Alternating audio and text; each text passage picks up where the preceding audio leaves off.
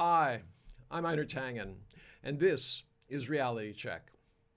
Last week, China's Central Economic Work Conference issued recommendations for 2023. Don't worry about the official sounding name, it's just part of China's economic plumbing system. It takes the 5-year plan and basically adjusts it to the realities facing the country, economically and socially. It prepares the groundwork for the annual March Government Work Report, which will have more details about specific policies. This has been the strength of China's economic success. Step by step, consensus-based planning that moves from concepts to goals, to implementation, then evaluation, and, as needed, adjustments. So, as we approach the new year, the conference report is a good window to see where things are going, globally, domestically, in the world's most consequential economy. Where we are today. Over the last 4 years, China has been the target of a trade war, a tech war, a new Cold War, and blamed for a regional conflict in Ukraine. In addition, China and the world have been dealing with a global pandemic, massive debt increases, growing economic inequalities, climate change, rampant inflation, and logistics problems due to a combination of all the issues above. It hasn't helped that the U.S. has panicked. The Fed's extreme fiscal and monetary tightening has forced other countries to follow suit, pushing the world towards a global economic recession. In the name of America First. Unfortunately, this is the same thinking that puts China at the center of America's negative narrative. China is responsible for everything wrong with the world, from the pandemic to America's declining competitiveness to the conflicts in Ukraine and the global economic decline. In America and the UK in particular, the repeated narrative about China is that it has been on the verge of collapse for the last 25 years. While the reality is, over the last 25 years, China has become the world's second largest economy by growing the world's biggest middle class and eradicating extreme poverty. A perfect example of this a perfect example of this is 3 weeks ago, the narrative was China was about to collapse because it hadn't opened up. Today, the narrative is China is about to collapse because it opened up.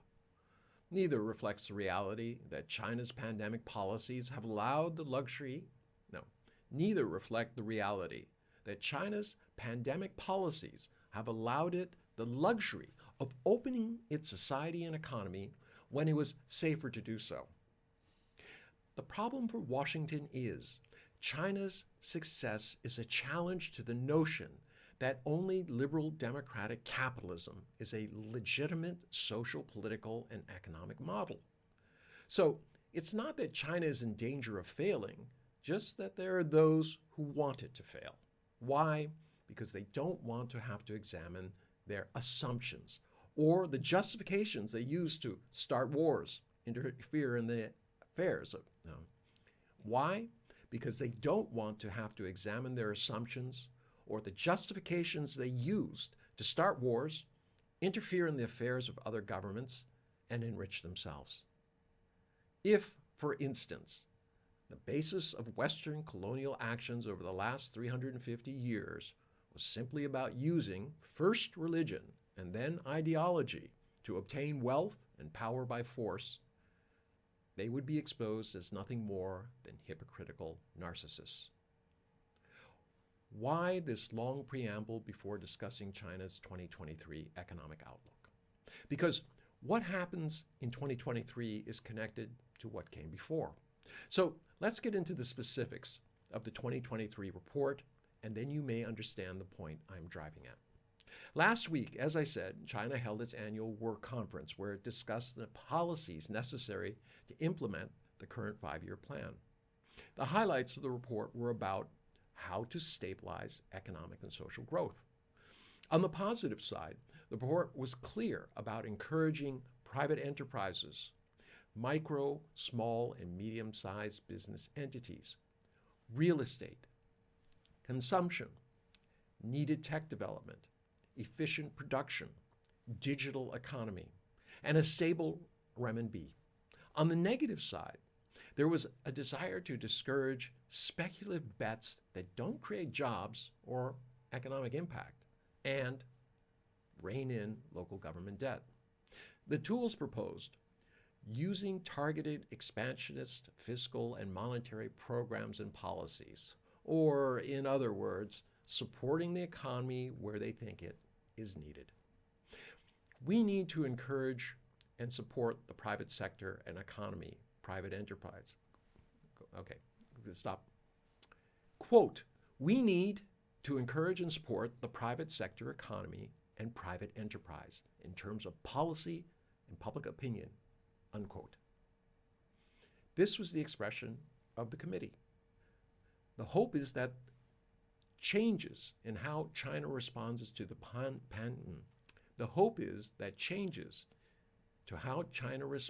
pandemic will usher in a strong economic V-shaped rebound, which is a priority, as the economic data for November showed retail sales down 5.9%.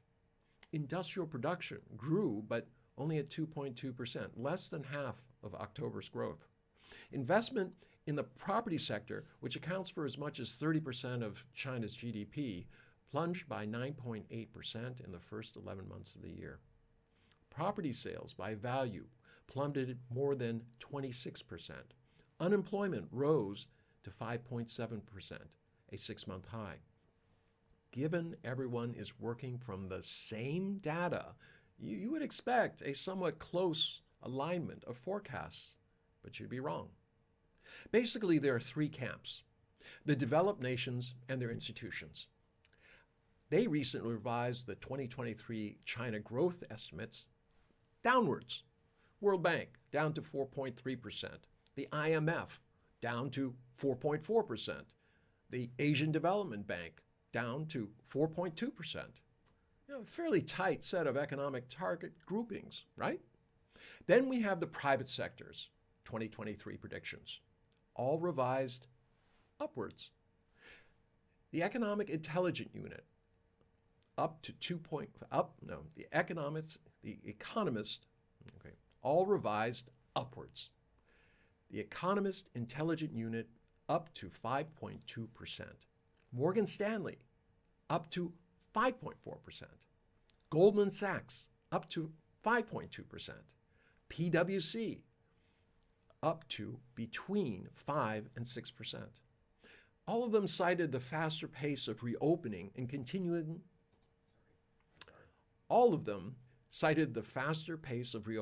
continued stimulus measures in the conference report. The last group are usually the usually very conservative Chinese economists are predicting a major upturn. The GDP growth will reach 8%, said Wei Jun. Quote, the GDP growth rate will reach 8%, unquote, said Wei Jianguo, vice chairman of the China Center for International Economic Exchange and former vice minister of the Ministry of Commerce. Sentiments echoed by Zhai Kang, former director of the Chinese Academy of Fiscal Sciences, and Yao Yang, dean of the National School of Development at Peking University. The Global Times annual conference on December 17th also echoed these same ideas. So why the different forecasts? For the World Bank, IMF, and ADB, they see the past and the potential problems. Worsening U.S.-China relations, U.S. containment efforts against China, like the October Biden administration export controls, banning Chinese companies from buying advanced chips and chip-making equipment without a license. The restrictions of some U.S. citizens or green card holders to be involved in the development or production of chips at certain manufacturing facilities in China. The Economist Intelligence Unit Morgan Stanley, Goldman Sachs, and PwC see the present. The change in COVID policies and the conference report, policy indicators. Oh, go back. The change in COVID policies and the conference report, the change in COVID policies and the conference reports indicators. The Chinese see the future, an opportunity to implement the conference report and get China back on track with its dual circulation strategy, where domestic consumption and manufacturing efficiency drives the economy and attracts outside investment. Who will be right? Only time will tell. But those who look forward tend to accomplish more than those who look at the present or the past. All right, I'll do it one more time. From the beginning. Yeah, let me just